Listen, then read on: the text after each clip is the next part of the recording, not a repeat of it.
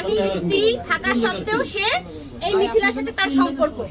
মিথিলার কাছ থেকেই শুনেন, সম্পূর্ণ কথা মিথিলার কাছ থেকে আপনারা এখন শুনে নেন। না করার পিছনে যে কারণটা ছিল সেটা আমি বলেছিলাম আপনাদের, যে হিরো আলম পরকীয়ায় জড়িত আছে, যার কারণে পরকীয়া নিয়ে তার সাথে আমার 8 মাস আগে থেকেই দ্বন্দ্ব। 8 মাস যাবত তার সাথে আমার দ্বন্দ্ব, কিন্তু দ্বন্দ্বর মাত্রাটা বেড়ে যায় বাবা যখন মৃত্যু সজ্জায়, তখন হচ্ছে তার সাথে আমার দ্বন্দ্বর মাত্রাটা অনেকটা বেড়ে যায়। আর পরকীয়ার যে কথাটা আমি বলেছি, সে বলেছে প্রমাণ নিয়ে কথা বলছে, প্রমাণ নিয়ে কথা বলতে বলেছে, তাই আমি আপনাদের সামনে প্রমাণ হাজির করেছি। এই হচ্ছে সেই মিথিলা যার সাথে তার গত 8 মাস যাবত সম্পর্ক। আমি যতটুকু জানি মিথিলা, আপনার পরিচয় বলেন। আচ্ছা, আমি আরেকটু বলি, মিথিলা কিন্তু বগুড়াতেই ছিল। মিথিলা তার বাবার লাশের সাথে বগুড়া ছিল। বগুড়া থেকে মিথিলাকে টর্চার করে, আপনারা ভিডিও ফুটেজ দেখবেন, টর্চার করে ওনাকে বের করে দেওয়া হয়েছে। ইভেন আমি হচ্ছে তার পাশে দাঁড়িয়েছি, আমি তার পাশে না দাঁড়ালে সে বলেছে সে সুইসাইড করে ফেলতো। তার মুখ থেকেই আপনারা শুনেন। আচ্ছা, আমরা একটু মিথিলার কাছ থেকে শুনতে চাই কি হয়েছে, কিভাবে আলমের সাথে বিয়ে হয়েছে বলেন। আমি কথা বলার সময় কেউ কথা বলবেন না, একটু জোরে বলবেন। আমি কিন্তু মিডিয়ার না, এই ফার্স্ট টাইম কিন্তু আপনাদের এতগুলো ক্যামেরার সামনে কথা বলছি। আমি কথা বলার সময় আপনারা প্রশ্ন করে আগে আমার কথাটা, সবাই কেউ কথা বলবো না প্লিজ। আমি ওনাকে এখান থেকে 1 বছর আগে প্রথম ফোন করি, আমার একটা মাছের বিজনেস আছে, আমি কথা বলার সময় প্লিজ কেউ কথা বলবেন না। আমি তাকে ফোন করি টিকটকের মাধ্যমে, তাকে মেসেজ করি, করার সঙ্গে সঙ্গে সে আমাকে নাম্বার পাঠায়, ভাই আপনার সঙ্গে কথা বলি।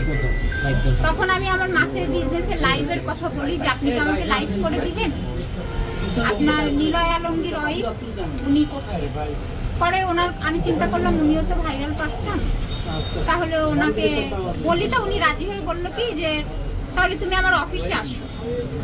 আমি চিন্তা করলাম আমি একটা মেয়ে মানুষ একা একা অফিসে যাব। সেখান থেকে 2 মাস পর আমার একটা প্রবলেম, অন্য পারিবারিক একটা প্রবলেমের কারণে আমি তার কাছে কথা বলি যে ভাইয়া আপনার সাথে আমি একটু কথা কান্নাকাটি করি যে এরকম আমার একটা প্রবলেম হয়েছে, আপনি কি আমাকে হেল্প করতে পারেন, তুমি অফিসে আসো। পরে আমি আমার চাচাতো ভাইকে নিয়ে অফিসে যাই, যে কথা বলি সে ওই সলিউশনটা আমাকে করে দেয়। সে করে দেওয়ার পরে আস্তে আস্তে তার সাথে আমার ফোনে কথা হতে থাকে, কথা হতে হতে ভালো একটা ফ্রেন্ডলি সম্পর্ক হয়। তখন কখনোই আমি রিয়ামনির সাথে তার কথা বলতে দেখিনি। সারা রাত আমার সাথে কথা বলেছে, দিনে কথা বলেছে, বহুবার তার সাথে সে আমার সাথে মিট করেছে। আমি ফোন ব্যবহার করি এই 2-3 বছর, এই সব বিষয়গুলো আমি অত বুঝি না, এত আমি দেখিও না।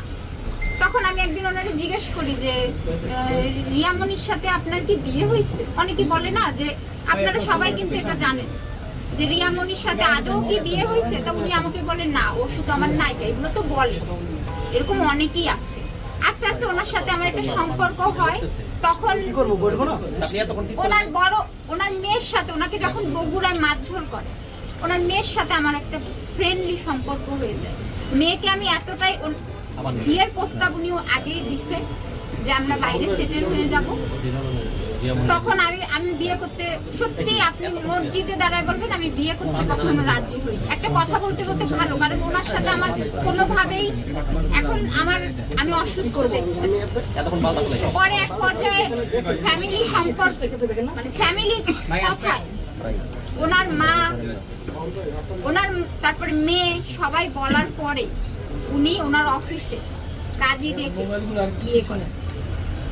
বিয়ে করার পরে একটা ছবি আপনারা দেখছেন, ওই ছবিটা, তার আগে আমি তার সাথে কখনো ছবি তুলতাম না, যে ভয়, উনি ভাইরাল পারসন, আমি এইগুলো খুবই অপছন্দ করি। পরে তখনও কিন্তু রিয়ামনির সাথে তার কোনো ঘনিষ্ঠতা আমি দেখি না, আমি মসজিদে দাঁড়াই। পরে উনি তো নামাজও পড়েন, ওনার কথা কতটা আপনারা বিশ্বাস করেন জানি না। পরে ওনার সাথে আমার বিয়ে হয়। বিয়ে হওয়ার পরে আমরা এই মহানগরেই কিন্তু 2 মাস মাস সংসার করার পরে উনি আমাকে বলে কি আমি তো মিডিয়া পারসন, এখনই এটা ফ্লাশ করা যাবে না। এই আস্তে আস্তে রিয়া মনির সাথে ওনার আমি দেখি, যখন মনে করেন পুরোপুরি আমি ওনার প্রতি দুর্বল হয়ে গেলাম, তখন আস্তে আস্তে আবার রিয়া মনি কথা, এটা কোনো প্রেমের প্রস্তাব না, একটা মানুষের সাথে কথা বলতে বলতে ভালোবাসা হয়ে গেছে। সে এমন কোনো ব্যক্তি না যে তাকে আমার প্রেমের প্রস্তাব দিতে হবে।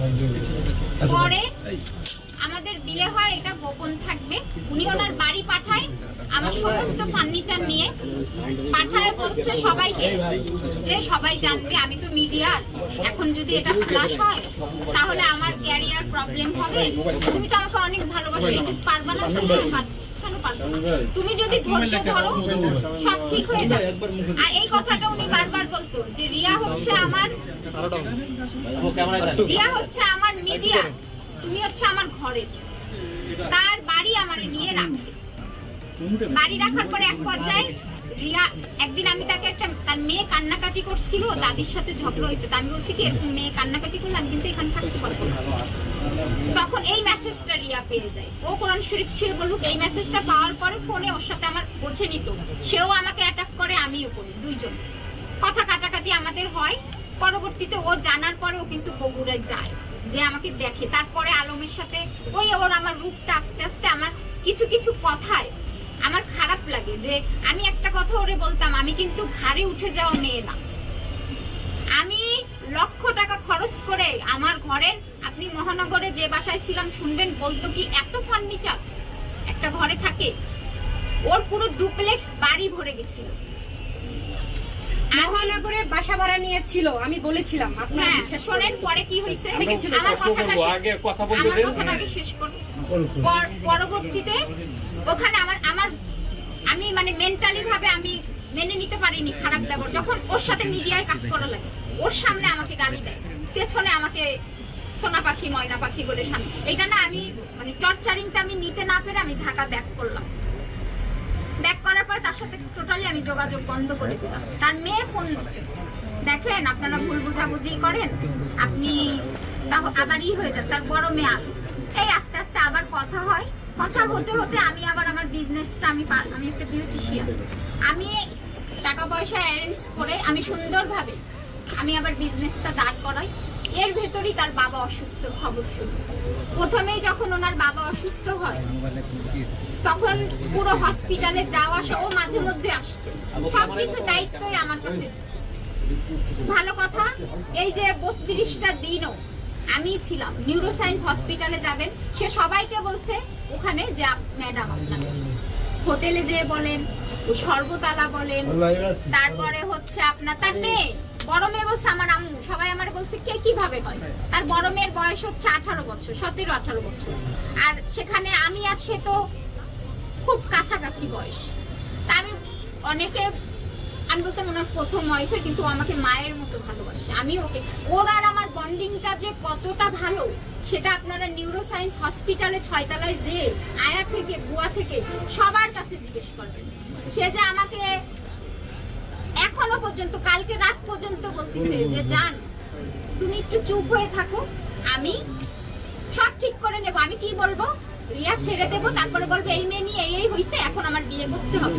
কিন্তু আমি না মেন্টালি ভাবে ওই বাসায় বাবা মারা যাওয়ার পরে প্রতিনিয়ত না ওই টর্চারিং হচ্ছিলাম, আমি নিতে পারতেছিলাম না যে পরকীয়া না, এই কথাটা আমি না নিতে পারি, আমি না বাসায় অস্থির হয়ে যাচ্ছিলাম, আমার খুব ব্যথা করতো, খারাপ লাগতো। সমাজের কাছে আমি কি এই কথাটা নিয়ে ওর সাথে আমার তর্কতর্কি হয়ে আমাকে প্রচুর পিটাইতো।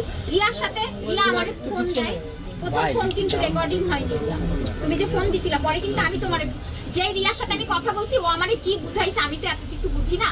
রিয়ার সাথে কথা বলে ফোন আমরা কেটে দিছি, ও এসে আমাকে ফোন দেওয়াইছে, ও আমাকে দিয়ে বলাইছে, তার ভিতরে আমি ভুল বললে আমাকে পিটাইছে। রিয়া বলছে তোমার পাশে কি ও আছে,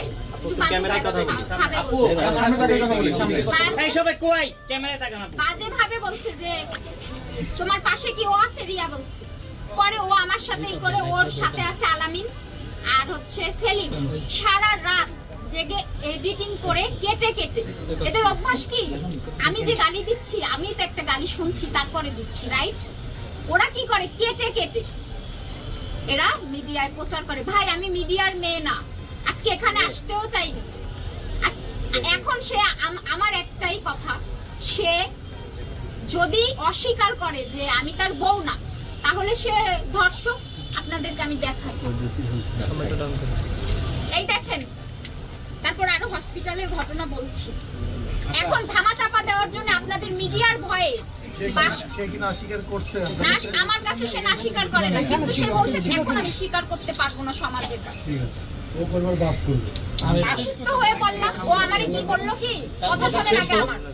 ও আমাকে বলছে যে জান তুমি কিছুদিন ঢাকায় থাকো, পরিস্থিতি ঠান্ডা হলে তুমি বাড়ি চলে আসো। ও আমাকে নিয়ে গেল বাস স্ট্যান্ডে। বাস স্ট্যান্ডে যাওয়ার পর ওখানে আমি সেন্সলেস হয়ে পড়ছি। পরে ওর খালা আমাকে নিয়ে হসপিটালে গেল সন্ধ্যায়। যাওয়ার পরে বললো কি আমি ওই প্রেগনেন্সি বাবু নষ্ট করায় ওর মেয়ের মন খারাপ হয়ে গেছে। ডাক্তার আমারই নিষেধ করছে যে এবার যদি তুমি নষ্ট করো তাহলে কিন্তু তুমি বাঁচবা না। আমার চেহারা দেখে তো বুঝতেছেন। ওর মেয়ের মন, বড় মেয়ের মন খারাপের জন্য আমি এমএম কিট খাই। তারপরে এই 3-4 মাস ধরে না আমি তো ব্লিডিং হয়েই যাচ্ছে। আমি ওর বাবারে নিয়ে দৌড়াদৌড়িতে আমি নিজের দিকে খেয়াল করি। আচ্ছা আপনার প্রমাণটা দেখেন।